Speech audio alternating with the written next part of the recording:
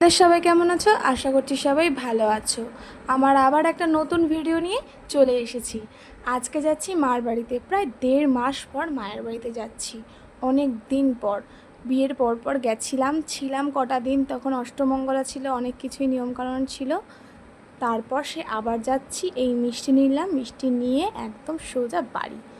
এবার মায়ের হাতে মিষ্টিটা দিয়ে দিলাম, আর হচ্ছে দিম্মার সাথে একটু গল্প করে নিয়ে চলো। দিম্মার সাথে কি গল্প করছি শুনে নাও। তোরা আজকের জন্য আমাকে বলেনি, এই তো কিচ্ছু বলে না। কিচ্ছু বলে না? না। চা কি হবে? তারপরে আর কি ফ্রেশ হয়ে দিম্মার সাথে গল্প করে একদম এসে বসলাম। মা একদম চা মুখের সামনে এনে হাজির, সাথে বিস্কুট খেলাম। খেয়ে এখন একটুখানি রেস্ট নেব, রেস্ট নিয়ে তারপরে শুরু করব আজকে দুপুরের রান্না। মেন আজকে আসার কারণটাই হচ্ছে এই দুপুরের রান্নাটার জন্য। আগের দিন আমার মা আমার বাড়িতে এসেছিলো, সেই ব্লগটা বা ভিডিওটা করা হয়নি। মা যদি করে থাকে তাহলে আমি মায়ের কাছ থেকে নিয়ে শেয়ার করব তোমাদেরকে।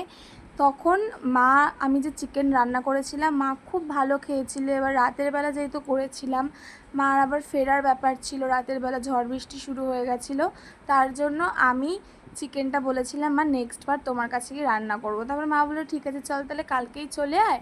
তারপর মা বললো রান্না পরে করবি, আগে চল তোর ভুরুটা তুলে দিই, কারণ অনেক দিন হয়ে গেছে ভুরু তুলি না। আমি মায়ের কাছেই সবসময় আইব্রো করি, আমার মা পার্লারের সব রকম কাজই জানে।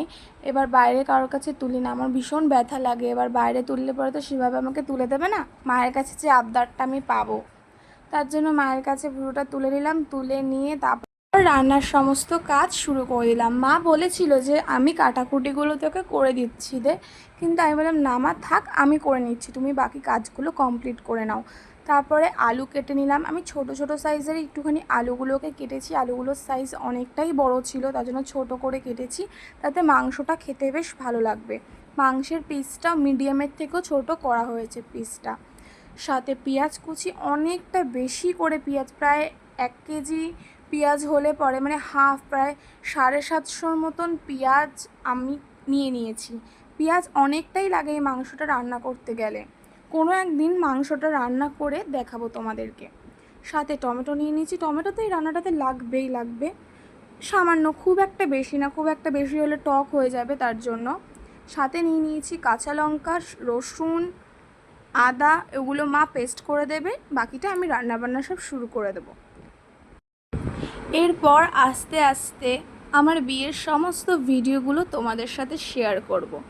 এদিকে আমি আলুগুলোকে একদম কড়া করে লাল করে ভেজে নিচ্ছি।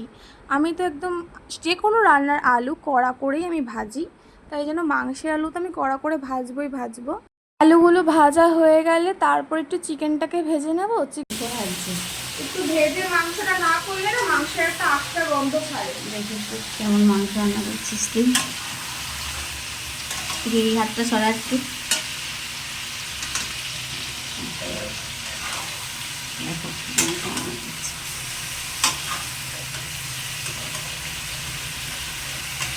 দেখো বন্ধুরা, মেয়েরা সব পারে।